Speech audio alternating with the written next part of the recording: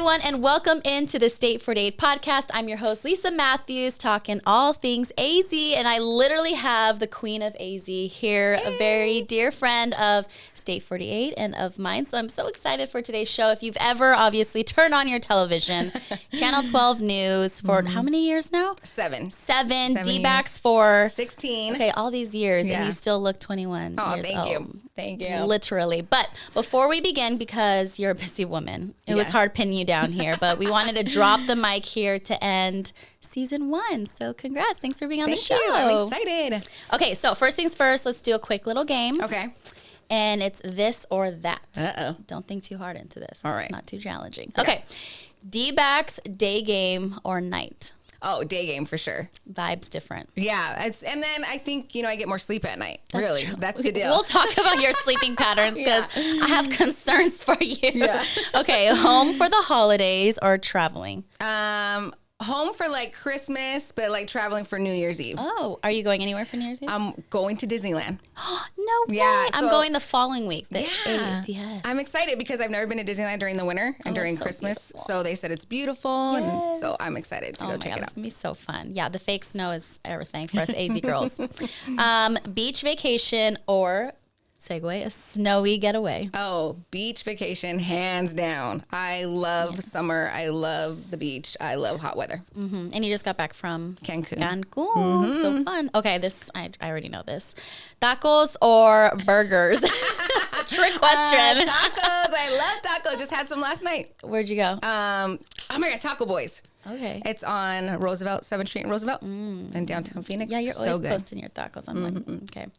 Full day of adventures or a cozy day at home or night? Just cozy at home, period. I would say a full day of adventure. That's just how I work. I'm wired that way, to be on the go all the time. So I can only relax at home every once in a while. Otherwise, I get antsy. Yeah. I don't even know how you do it. First of all, how many jobs you got? I think I have 5. So we have, I think. okay, Channel 12, right? Or Arizona Midday. I'm the new host of that show, which is on Channel 12. Thank you. The Diamondbacks, Su Vida. Which you host. Yes, Su Vida's which I a show. host. A local show too. And then I have an agent where we do commercial and modeling work. That's right. And then I have a side hustle of selling shampoo. Yes, you do, Monday girl. Radio. Yes. And then I think that's it. You think So that's it's it? 5, right? That's just 5. Just 5 jobs. Yeah. Dude, that's a lot. A lot. I am always on the go. Whew, yeah. But I just love it. It's just fun. I love it. It's fun. I'm all involved in the community. I meet so many people. I learn so many things. It's just awesome. Okay, how do you keep your energy going and just keep pace? Your schedule, your sleep. How do you just keep going through the midst of 5 different jobs, making it work? So my energy, I think it's just natural. My mom, I'm just like my mom. So if you meet her, yes, you really. She has a ton of personality. She's bubbly and she's always on the go too. She wakes up Monday through Friday and goes and works at 4:30 in the morning. What? Yes, goes throughout her day. She has her job. She's an esthetician, you know. So she's always meeting with clients too, and so she's always interacting with people. So I definitely think I got it from her, and I just learned how to do it when I started working the morning show at the news station because there was no other choice, right? I still wanted to do the D-backs and I still wanted to do Su Vida, and luckily the station allowed me to do that because that's rare. Normally when you work for a news station, they own you and you can only work for them. But I had the opportunity to still continue the other jobs, and I was like, okay, well, they're letting me do this, so I'm gonna have to work the morning show where I wake up at 2:30 a.m. I work the D-backs games that usually last till 10:30. Sometimes I don't get home till 11, and then I have to fit Su Vida in there as well. So I'd be like, V, when do you sleep? Because literally waking up at 2:30, I mean, I do that with my child, but then I get to crawl back into bed from time to time. But just to be on, ready to go. What was your routine in the morning to just be able to wake up and create that new lifestyle change? Well, I don't just wake up. It's definitely a challenge. I hit snooze 5 times. So I'm not a morning person. So once I decided to take on this job. You're not a morning person yet? I remember when I told my mom, I'm going to try out for this job. I'm going to interview for, the morning show. And she was like, what? You're not a morning person. And I'm like, I know. I'm like, but this is my opportunity to have a steady gig on, on the news station. So she was like, all right. So I definitely hit snooze 5 times. But then once I'm getting ready and I'm in the car, I literally crank the music up loud. I don't live that far though from the station. So I have like, a 10, 15 minute drive, and I just let it go and just, pump myself up with the music. And then once I get in there, once I see a camera or a mic, it's like, bling, yeah, I'm ready to go. Yeah, clearly. Ready. Yeah. So. I love that. Okay, so in the mornings, do you, because I love following, obviously being, going to school for journalism and being friends with a lot of journalists and reporters. The get ready process. I love. Do you get ready at home, or do you wait till the station, like come in your chanclas, come in your slippers, and then all of a sudden, boom, you're ready? So I do all my makeup at home. Okay. Because it's easier because I have everything there in my bathroom, right? But I don't finish my hair until I get to the station. But everybody knows that I wear, at the station anyway, that I wear either chanclas or Uggs. So chanclas during the summer, which are flip-flops, or Uggs during the winter. So air? Yeah, even sometimes on air, because you don't see my feet all the time. So they laugh. No, I'd be doing the same. That way. I'd be because we're on our feet, for hours. I was doing traffic for the last 6 years. So I was on my feet, on the morning show, going back and forth to the green screen, checking out what's going on with the traffic, and then updating my maps. And, so it was a lot of running back and forth. So I wanted to be in comfy shoes. Unless I had to be, then I would put on my heels. It's a drag. I hate heels. Okay, so let's start at the beginnings. The OG, D-backs, really your entryway into the industry. How did you land that job? Because you've been there forever. In fact, I remember when I'd go to the D-backs games, and I mean, we're not too many years apart, but as a little girl, because you had it at such a young age, I was like, that seems fun. I want to do something like that. And it's been years and years now. The funny story is right now there's some rally backs that are very young, right? And they'll come up, and one of them showed me a picture that she took with me when she was like 10. You're like, and I was like, she was, oh my God, I was so excited to meet you in person now. Like a rally back, like a cheerleader for the Diamondbacks. And she showed me the picture, and I felt so old. Yeah, that just slapped me in the face, young lady. Yes. Oh my gosh. It's also cool to see that as well. They show me their pictures, and they were so excited. And they're like, I can't believe I met you. And I'm like, what? Like, that's just crazy. A regular person, but it's awesome to, to interact with them like that. But it really, and my story is similar, just like what you said. I went to a Diamondbacks game way back in the day, and I was in the upper level, and I looked down on the dugout, and I saw the current in-game host, and I was like, hey, I can do that job. And fast forward like 5 years, I was doing the job. So it's just so crazy how I put it out there. Yeah. And it really happened. I don't even remember who the last one was, because all I know is you. Yeah. I think she did it for a year, and then that was it. Okay. And then we took over. And literally I've been there take since. over. Yeah. So did they have an audition process, or how did you seek that opening? So let me think about this real quick. Okay, here it goes. She warned us her memory is I have a horrible memory.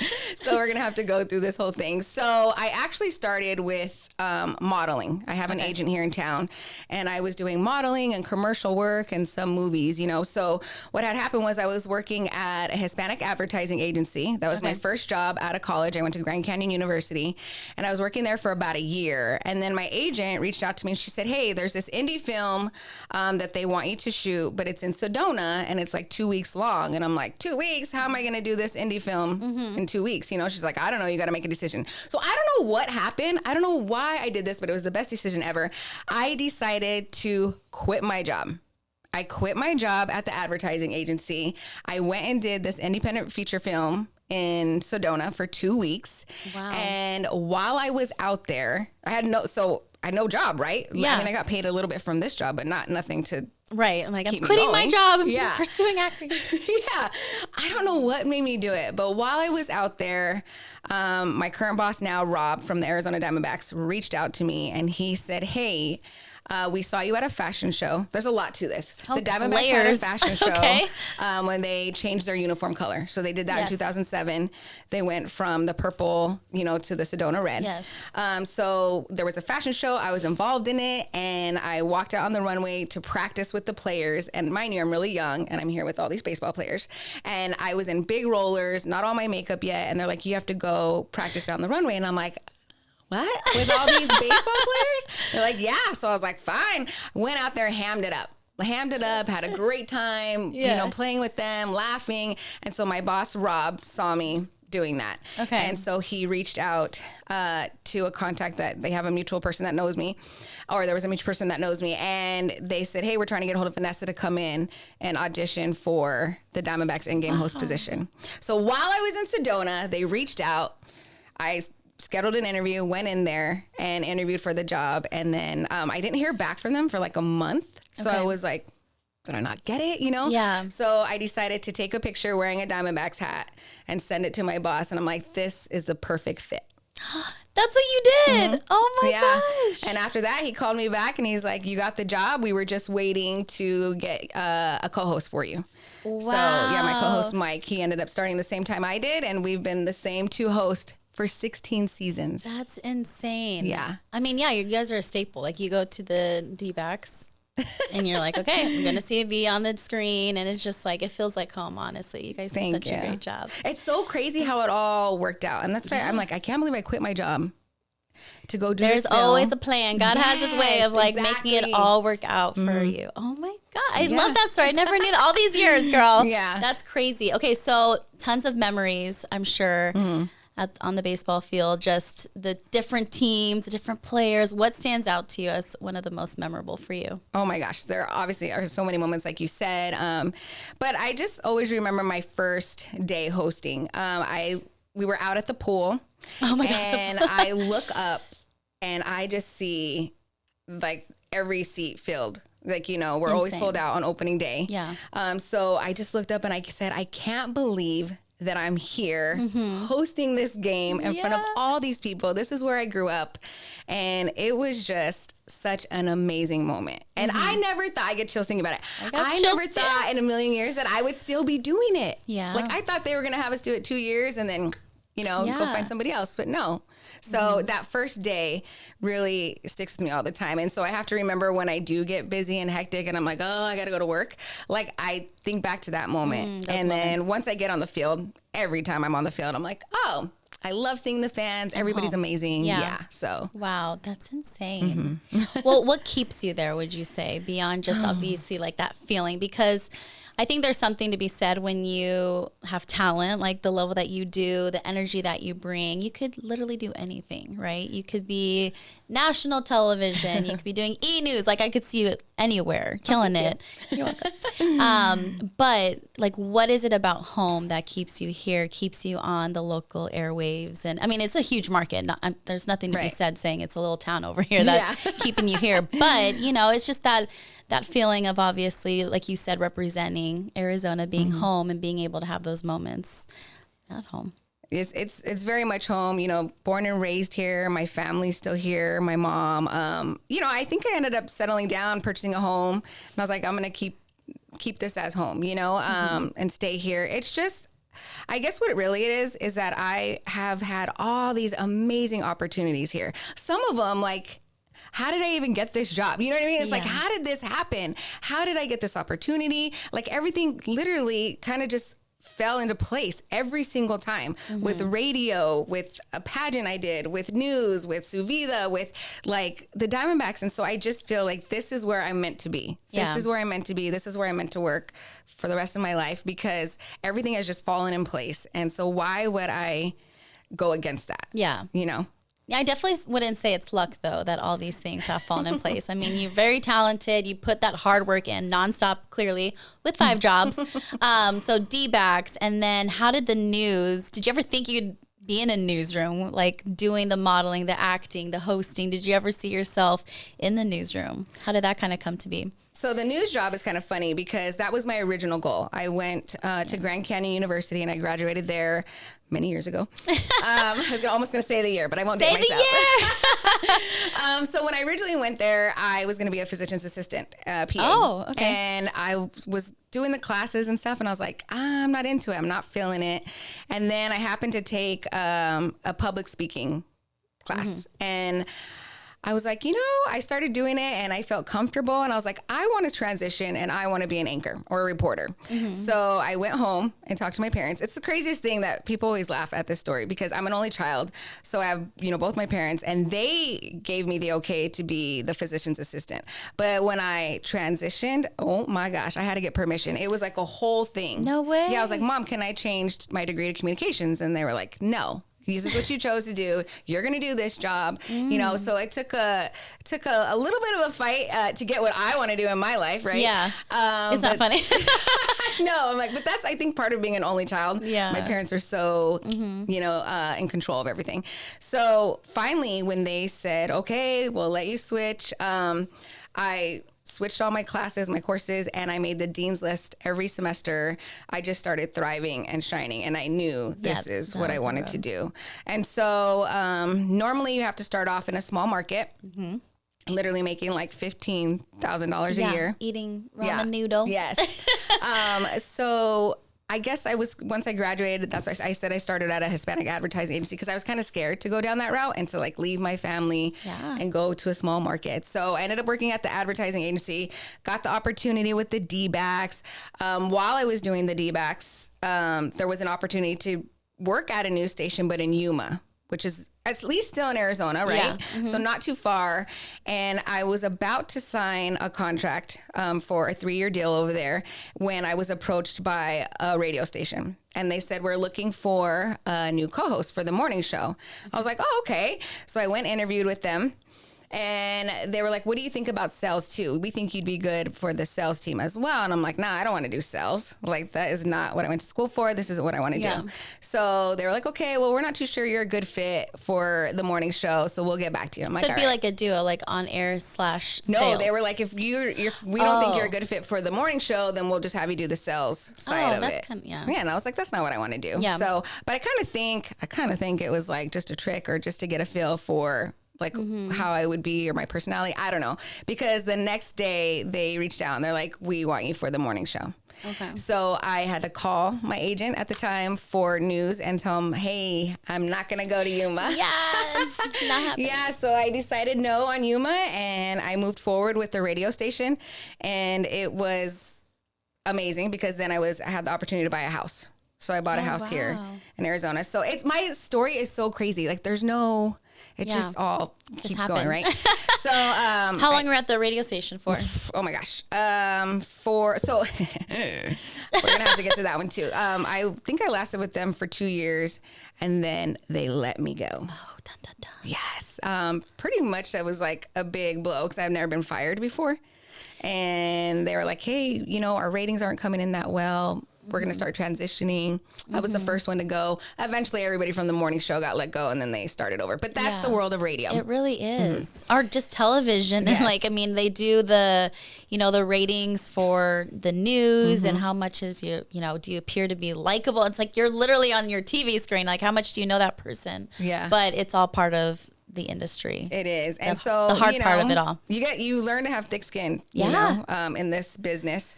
And so after that, I was like, okay, I'm giving this long story how I get to news. But I love it. The more, the better. So after that, I got approached by the producer of Su Vida. He was like, hey, we've heard you on the radio. We know that you're with the Diamondbacks. We have an opening for our host position of Su Vida, which is a local show, lifestyle show. It's in English. It's on Cox Cable. And so I tried out. And he told me, it was funny, I never had heard this. He was like, you were a little standoffish and a little like guarded. He's like, so we didn't think you'd be a good fit. He's like, but after we had you do one show, you just like opened up and you were more comfortable. Wow. And so I ended up working that job and I'm still there. You're still there? Yeah. Oh my gosh. I think I've been doing it for probably 13 years, something like that, Su Vida. So then I'm like, okay, I've done sports, I've done modeling, I've done radio, and now I'm hosting this TV show. But I haven't done news, which is my original goal. And I'm like, okay. So Channel 12 had an opening for their afternoon show called EVB Live. Okay. So mind you, I don't have a background in news, but I wanted to try out for it. So a friend of mine, our mutual friend, Sherry. Oh, yes. She was like, hey, I'm going to call them, act like your agent, and I'm going to say that that you're interested in the job. And I'm like, no, she didn't. No, she didn't. I was like, okay. So she called I'm going to call Sherry. She never done that for me. I couldn't believe it. I was so scared. Scared. Okay. And she called, though, and she talked to the news director, got a hold of him. He said, sure, I will interview her because she has done so many other things here in the Valley. Yeah. So I went in and I interviewed with them, and the position was for the host of the show. He said, you're a little green to be the host of the show, but we'll give you opportunity and start you off as a reporter. Wow. And I said, okay. So I went around the Valley. I was the things to do reporter. I remember that. Oh my gosh. And I highlighted all the fun things to do in the Valley on that show for EVB Live. So V knows the Valley. That's yes. I love it. So that's how it all started. Like we that was your foot in the door. Fibbed our way there, right? That At least with my agent, which was our friend. Sherry. I never knew that. So funny story about Sherry. She put together a it was called Date for a Cause event. And I think that's the official first time I met you. I know my sister had met you prior because we just kind of ran in the same circle and doing the same things. But we were, how do I say that? We were put on auction for the kids. It was for a good cause. For a good cause. Yes. This is for children here, okay? Yeah. So I actually, was I engaged to Luke? I don't know. But literally someone could buy us for a date. Is that the proper buy us? No, someone could. You know what I mean? Auctioned off. Like whoever was the highest bidder gets to take us on a date. Yes. But these were planned dates. There were packages along with them. There were packages that people could buy, like, oh, you're going to go skydiving with Vanessa. And I think mine, I don't even know what the heck mine was. I think mine was skydiving. Maybe I didn't end up going skydiving. Some of the people just wanted to take the package. Yeah, but it's all for a good cause. But that's where I officially met you, and now I love that backstory. Yeah, with so Sherry. Thanks to her. Yes, I mean, I have this opportunity, to work in the news station because how else would I have? I mean, I guess I could have reached out myself, but it always looks better when you have representation, right? Mm-hmm. And so that's what she did, and rallied for you. Yeah, I couldn't believe that they actually went for it, and I got to meet with them. And so I started off doing that. And then they needed somebody to fill in for their traffic position because the current traffic reporter was pregnant and going on maternity leave. Yes. So they're like, Vanessa, you're perfect. You're from here. Why don't you do the job? I was like, nope. And they're like, girl, I don't even know what Northwest. Yes, exactly. That was my deal. So I'm from the West Valley. So I'm like, I'm very familiar with the West Valley, but I am not familiar with the East Valley. So I used to have to call my dad to get directions to go everywhere. Yeah. So I was like, there's no way I can do this job. So I told them no. It took them months. I think probably like 3 months. And they finally convinced me to try it because they needed somebody. And they didn't want to bring an outside person, just have somebody inside, So I ended up training to do it. I think my first time doing traffic, I almost fainted and blacked out. I was so scared. It just feels like another language, honestly. It's like here on the west side, we have an accident on southbound. You got to learn all the freeways, the Loop 101, the I-10. Well, now you know, girl. Now you can get your way around. And I was so scared. But I ended up doing that. And so I did that for a few years.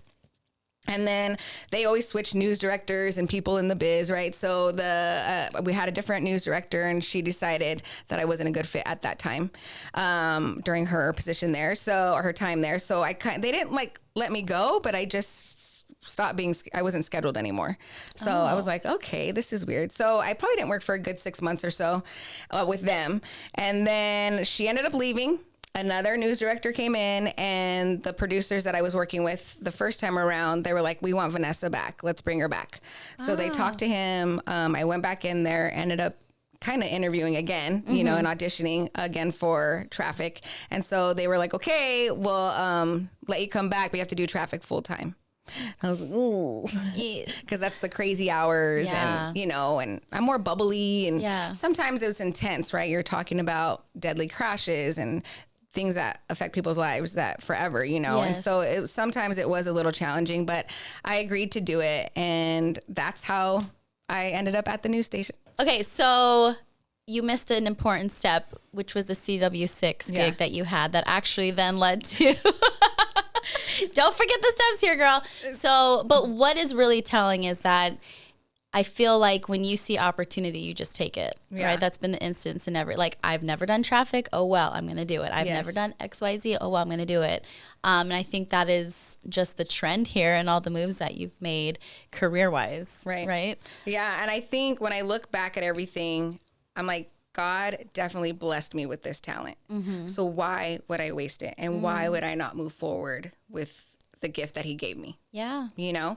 And so I always thinking about that. I always think about that when things get hard. I'm like, he gave me this gift, Vanessa, and you have to just continue on, right? And like I said, yes, you know, we mentioned earlier, that I feel like things kind of just fell in place on their own, but it does include hard work and hustle and dedication and, you know, sometimes just going for it, even though you're not 100% sure. Yeah. Because there was plenty of times that I felt like I didn't know what I was doing, but I just went for it anyway. And I was just myself. I was true. I was authentic. And I feel like that is what's always worked for me. Like when I went in to talk to the news director for the first time, even though I've never worked in news before, I was just real with him. And I'm like, I've never done news. I had the opportunity. I decided not to move forward with it, but this is what I've done. This, and this, and this. And he gave me the biggest compliment after working with him for about a year or two.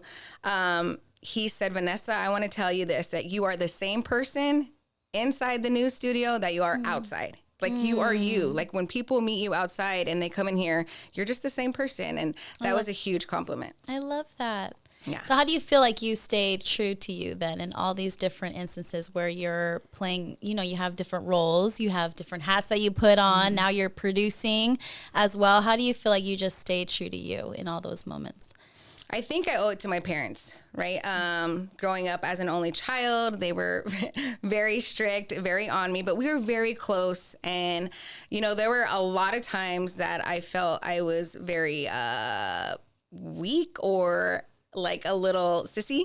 How do I say this? I'm trying to think of the correct word. I was sensitive. I was so sensitive. And people would say something to me and I'd start crying and I'd come home and tell my parents. And so it's crazy to see who I am now where like things don't bother me like that anymore. But I think a lot of it has to do with, and I'm going to try not to get emotional here with this one, but losing my father. Yeah. So I lost my dad. It's going to be 11 years on December 22nd. This year. So, and after that, I just knew that I had to keep moving forward and that I wanted to continue to make him proud. Like he was a hard worker. He provided for our family, you know, working multiple jobs as well. And so I just saw his work ethic. My mom had amazing work ethic, still does. And so I just kind of channel that when things are getting hard or where, you know, I want to give up or maybe I'm really tired. And I'm like, you know what, Vanessa, you have to move forward. This is what your parents taught you. This is, you know, they're so proud of you. And I know that my dad would be super proud. Absolutely.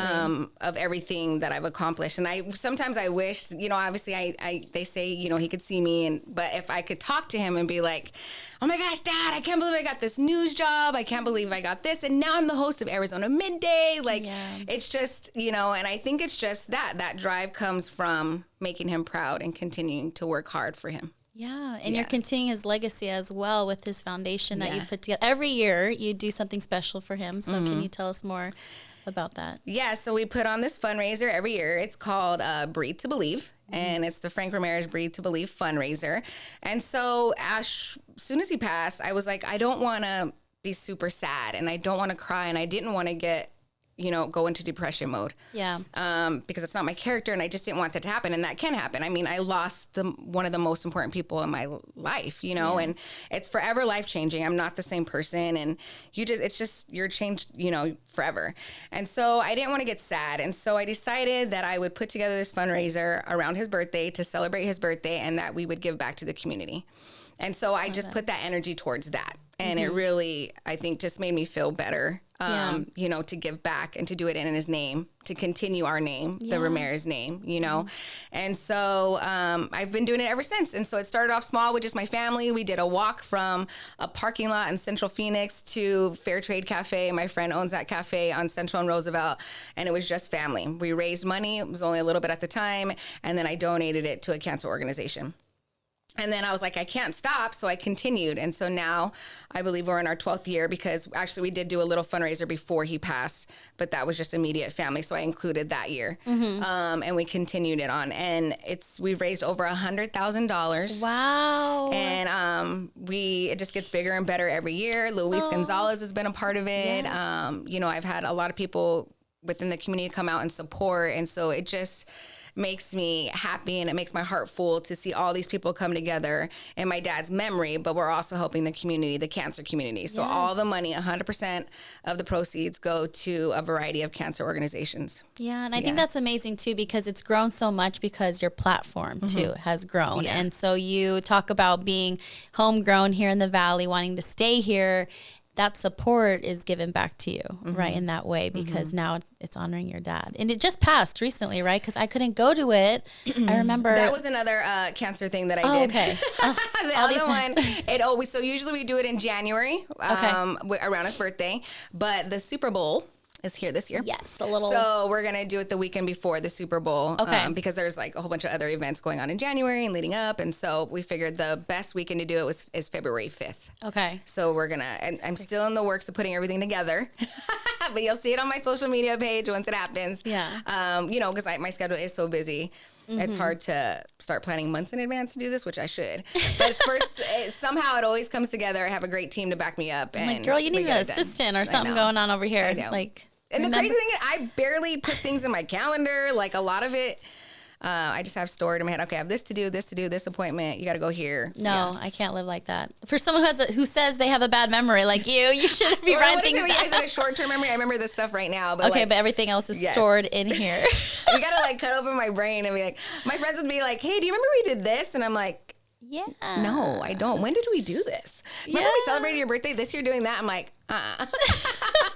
It's always a party with me. All the birthday parties, all the travels. You travel a lot in the midst of your crazy schedule. Is that kind of your way to let go? Yeah, escape, let go, enjoy the fruits of my labor, right? Yeah. Like, I've worked so hard, and for so many years, I just worked. To be honest, I think I became a workaholic to avoid the pain of my dad, if I'm going to be real and vulnerable. That's what we are here, girl. So I did that, and it just continued, you know, and I did have the opportunity, you know, to feel the pain, and obviously it never goes away. It never goes away. There's times I will just be driving and I will hear a song or somebody will say his name. You know, my dad's name is Frank.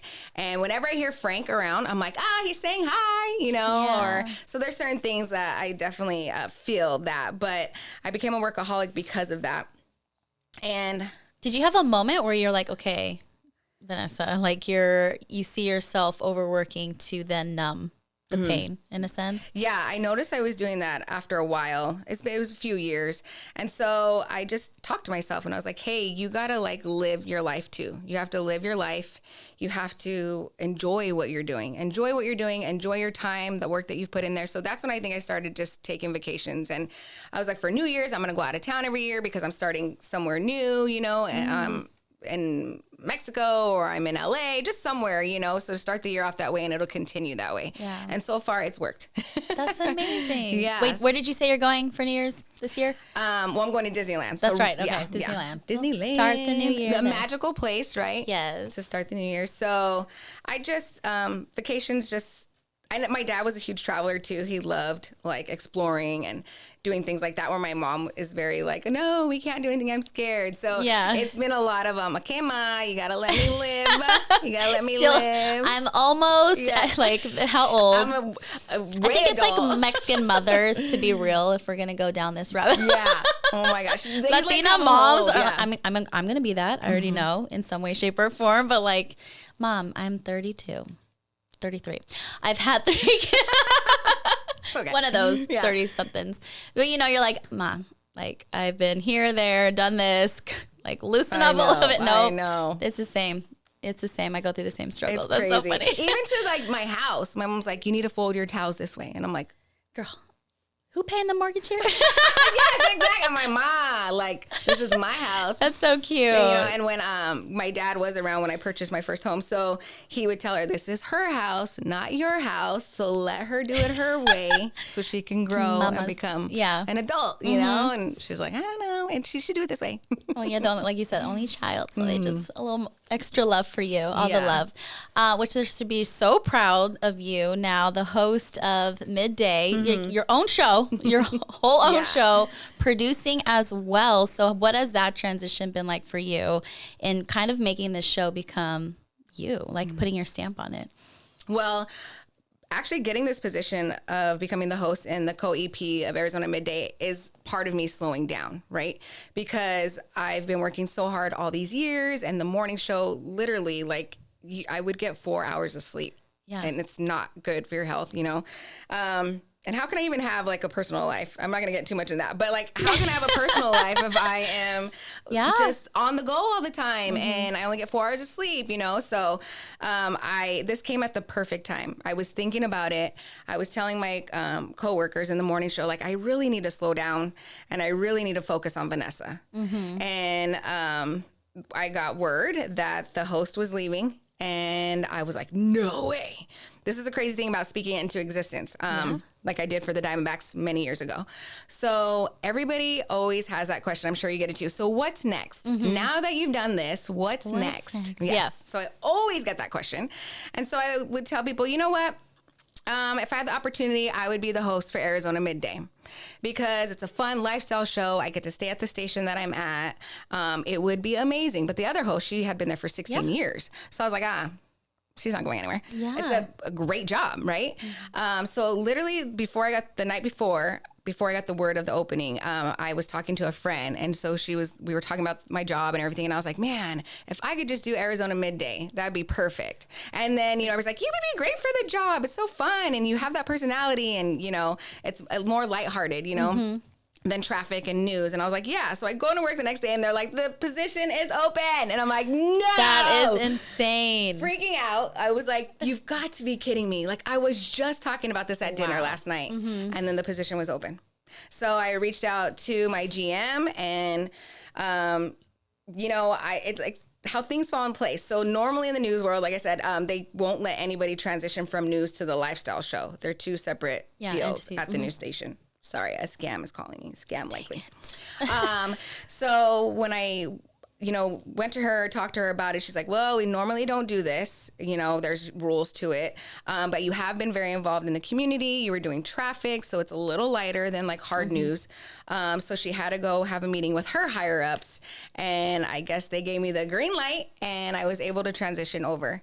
And so it was just, wow. I just couldn't believe it. Like the best feeling ever. But this is best for me because I wanted to slow down. So my hours are better. Okay. No more 2:30 a.m. I don't have to wake up at 2:30 a.m. I wake up at 5:30 now. But it also comes with a lot of growing and in my career, because I've never been a co-EP. So I have to make big time decisions about the show. I have to work with the staff. Like I had the opportunity to hire someone, and I was like, this is weird. Boss B over here. Yes, it was so weird to like be in that position and have that, Yeah. So far so good. A lot of work though. So I guess it's like a trade-off, right? So now I'm not waking up at 2:30 in the morning, but I do have a lot more work to do, because traffic, I knew it like the back of my hand because I've been doing it for so long. So I'd come in, it was fun, for the most part, and I just would do that job. But now it's like, okay, what's going to happen today? What challenges am I going to face? What am I going to learn? But it is just awesome to say that I have my own show. That's amazing. Here in the Valley. Yeah, where I grew up. That. So proud of you. Yeah, thank you. And so I still pinch myself. I'm like, is this real? Yes, it's real. Yeah. It is real. And, I do love the fact that like you had brought up in your original question, that I've starting to make it my own. Obviously, I'm a Latina here in the Valley, so I bring a lot of that flavor, I love focusing on local businesses. I love focusing on community. So I brought a lot of that onto the show. And there's people that have never been on the show, and they're experiencing it for the first time. Yeah. Because of my new position there. Yeah. So It's just, I think it's neat that I get to help out the community and bring exposure and share people's stories, on our show. What would you say your mission is then for that show? Now that it's changing, obviously your hand is in it, your foot's in it, you're like all the things. So what would you say your mission is for that show when you think about you're producing it every day? What do you want people to feel, see, know? I just, my mission is just for people to connect with one another, right? So I want the people that I invite on the show to feel comfortable. And that's the biggest thing. I'm like, hey, we're just friends. We're just talking, because some people get really nervous. Oh, yeah. And I'm like, we're just friends. We're talking. We're having a great time. And let's just like be real. And they're like, oh, thank you.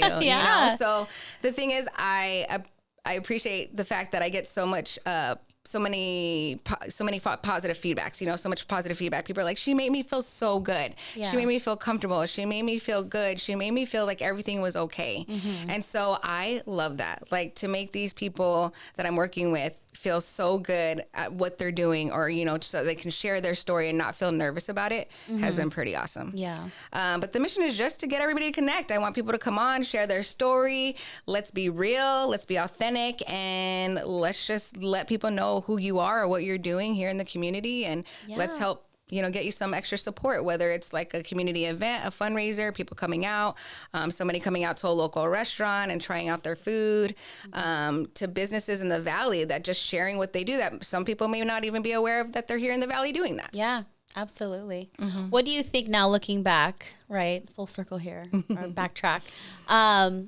Every position, every opportunity that you have had, how do you feel like it's prepared or led you to where you are now? Because I really feel like you're at like this your home, right? You're in this place of feeling comfortable, feeling real, authentic, and being able to have that like breathing room, like you said. So what has kind of prepared you, do you think, in that journey? Well, I will say that when I was younger and first starting out, I did worry about what people thought about me, right? A lot. Like, I was like, oh, I have to appear perfect and I have to not mess up. And if I mess up, people are going to say something. So I think throughout the years, working all of these jobs, right? Especially radio helped break that, because in radio, you got to be real and authentic. And I don't know if you guys have ever heard of Super Snake. Yes, but Super Snake was one of my mentors, and he was actually my boss at the time when I was at Mega 104.3. So I've been in radio a few times. The morning show was 101.5, and then I've done country radio, and then Mega 104.3 was my last radio job that I was still doing while I was doing news. And he was just like, woo, I'm going to break you. You got to be real. He was so hard on me.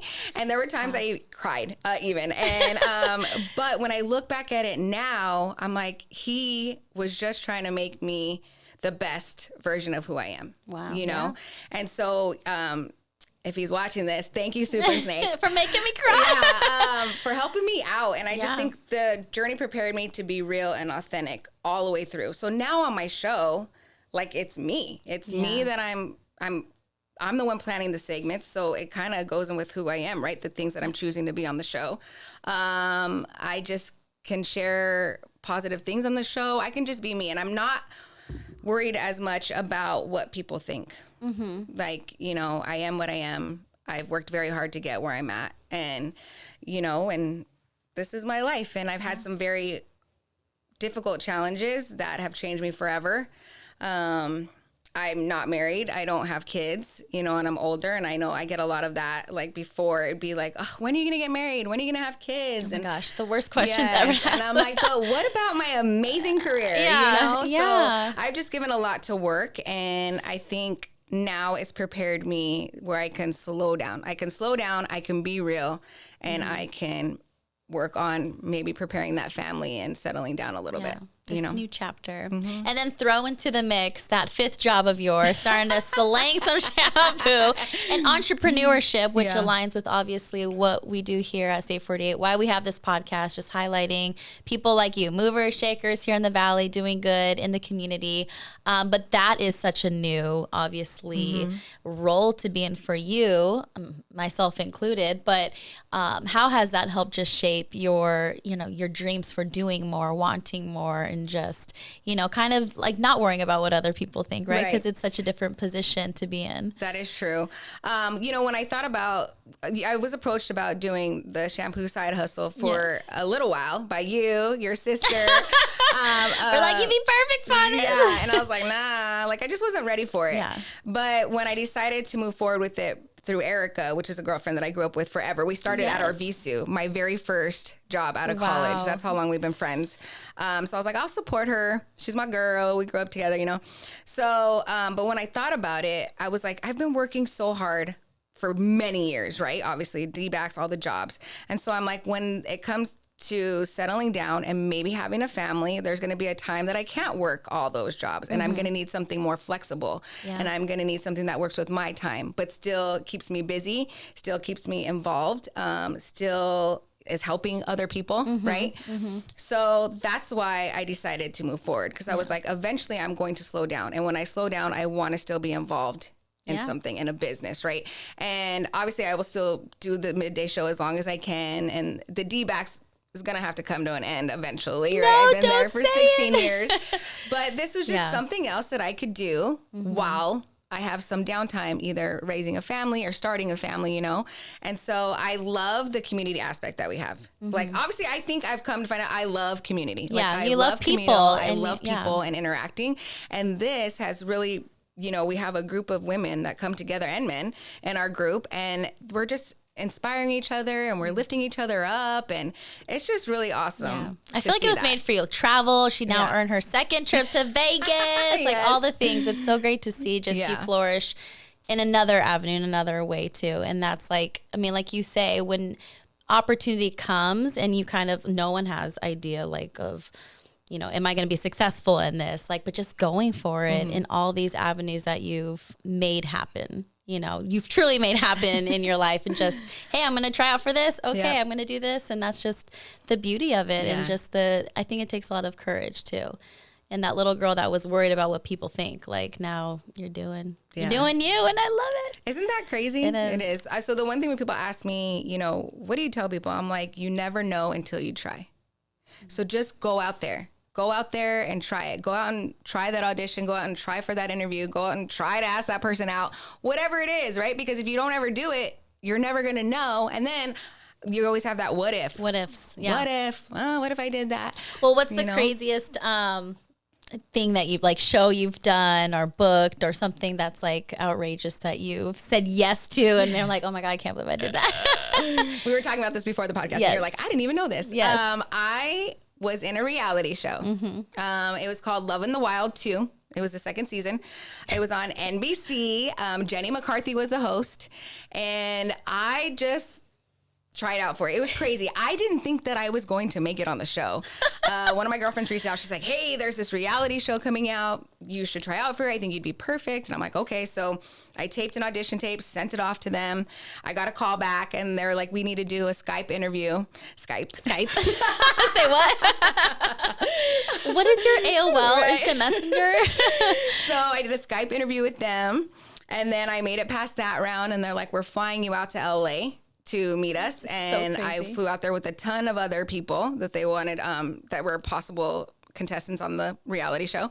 And I went out there and I did it. And same thing. I just decided to be real and vulnerable, and honestly, it happened right after my dad passed away. Oh, wow. So my dad passed away in December. I went and did the show in January. Oh, wow. So you were like all the feels. Yes, all the feels. And so I think it was really good, though, because I don't think I would have let myself have that moment to feel if I didn't do that show.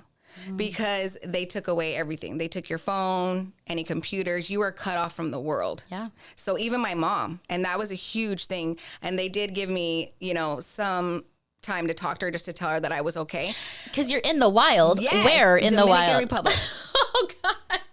So, girl, I've been there. It's wild. Well, that's not even the wild part. The wild part is you get picked, right? Okay. So everything is like a secret when you're doing all these like auditions and interviews and everything. So even when I was in LA doing the last round of the interviews, they like covered our peepholes so we couldn't see any of the other possible contestants in the hallways. They would come out and make sure nobody else was around. And then I make it on the show, and we go in the airport, and they take all our phones, and they take everything. So we land somewhere where we don't know where we're going. They didn't tell us we were going to Dominican Republic. And we're in a van. We get thrown in a van that is blacked out. I'd be like, very suspicious. And you didn't find that suspicious? Yeah, only because it was on NBC. Okay. And I was like, all right, this is legit, right? Because it's on NBC. So, but other than that, it was crazy. So then finally we get there, and then they tell us the whole deal. You know, they're like, you're in the Dominican Republic. You are going to compete to win somebody's love, I guess. So basically it was like The Bachelor meets Survivor. Oh my god! So you did you guys, wild things, competitions, yes, competitions together, adventures, and then you were trying to find love. Okay? Did you find love? No, well, I was gonna say I thought I was gonna find love or fame, and I didn't find either. Oh my gosh! Just like, a good location, vacation. I went and experienced the Dominican Republic. I did some crazy adventures that I never thought that I would do. What's the craziest? Oh my gosh, there were so many, but we had to go in like a cave, and it was pitch black in this cave. Oh, no. We unlock this chest to get an item that we need to continue moving forward, and the chest, or it's not ice chest, but a chest comes out snakes. Oh, and spiders. Hell no! And all these, and they're on you, and it was just the craziest thing I've done in my life. Yeah, is to go do this reality show in the Dominican Republic, stay away, cut off from the world for 2 weeks, do these crazy adventures with strangers. I did get connected with a guy. But what happened was, this is a twist too on the show. If you guys watch it, if you go Google it, the first season, it was just a group of guys and a group of girls. They met up, did these adventures. And if they made it, they continued on. And some of them are still together to this day. Wow. So it is successful with the relationship deal. Cause it's like dating on steroids. Yeah. Like you're together 24/7. And you're in these high pressure, stressful situations. So it worked. Well, then my show comes along. We had heard about it, we did our research. Well, nope, they don't tell us till we get there that we're basically the home wreckers. So they already had a group of guys and a group of girls paired up, and they were doing their adventures. Well, then in comes a new boat. Additional group of girls. A new boat. And we walk in. I'm dying. And of course, we brought outfits, and they pick them out, and everybody's in like cute, tight little numbers. We walk in, and then you should have seen all the other people's faces. They were like, oh, dun, dun, dun, Oh my God. Yeah, I am dying. I have crazy. to see this. So the guys had to pick a new girl to join their group. So then the three of us went on this adventure. The guy that picked me, the partner he was already with, and myself, and everybody else had to do the same thing. This is toxic. Yeah. So we go and do this adventure, all three of us. Well, the next day, the guy had to decide, do I keep my original girl or do I go with the new one? Everyone goes with the fresh meat. Damn. They went with the fresh meat. There we go. There we go. This is unreal. So how did I not know this? I have to watch some reruns of this. This is insane. It was fun. Amazing experience. Like I said, I didn't find love. The guy was a little younger than I was. Okay. I was already situated. He was still living at home with his mom. So he was very intimidated when we got on. He's like, but you already, have these successful jobs and you have your own home, and I'm still with my mom. I'm like, it's okay. Let's just relax, have a good time. But what happened was, I'm not going to take care of you, honey. That's what I was saying. He's a good looking guy though. Good looking, very nice gentleman. But what happened was, if you came in last in the adventures, you got eliminated. So that's what happened. We were doing an adventure. We lost our map in the water. I don't know how. I almost feel like there wasn't a map in our canister. But we lost our map, and since we lost our map in the water, we came in last. So we were let go on the show because we came in last. Yeah. So it was cut short. No, my sister did a dating show. They called me to come to the island, and I was like, nope. I'm not going. Yeah. Crazy things, the craziest, but yeah. The good thing is it was on NBC and not like MTV or something, so there was nothing too wild. And the Diamondbacks CEO, Derek Hall, he talked to me first before I went because I was already working with them. You were working, yeah. And he was like, hey, don't do anything crazy because you're representing us too when you come back home. And I was like, okay. So I always had that in the back of my mind, but there was nothing that, there were no nothing too crazy. Oh, The Adventures of V. Wow, that's going to be the title of this show. So at least now, because I've shared all this with you, that I can look back and remember all of my stories, because there's times that I forget things. Yes. So I'm just going to come back to this podcast. Save the podcast. Well, we're so happy that you came and dropped the mic for season 1. You're such a good friend here. Thank you. The OG of State 48, modeling. Oh my gosh, modeling for them way back in the day. Yes. Well, we love you here. Thank you so much and all the success. We're so proud. Thank you. Love you guys. I feel like I'm like a happy, proud little sister here. I'm so proud of you. All right, everyone. And you are subscribed, to the podcast. Yes. Be sure to listen in, and we'll see you next season. All right. Thanks.